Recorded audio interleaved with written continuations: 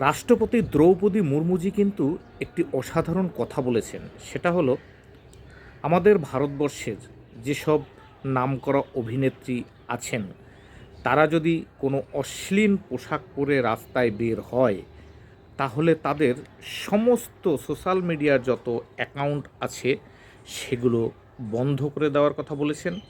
এবং সর্বশেষ ওনার আধার কার্ডটি পর্যন্ত বাজেয়াপ্ত করতে বলেছেন।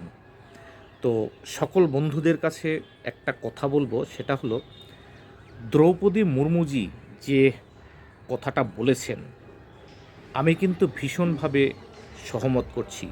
আপনারা কি বলেন? যদি সহমত করেন তাহলে কমেন্ট বক্সে কমেন্ট করে জানাবেন।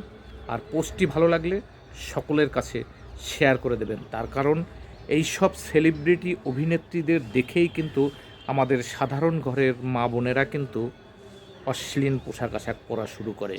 কি বলেন বন্ধুরা? নমস্কার।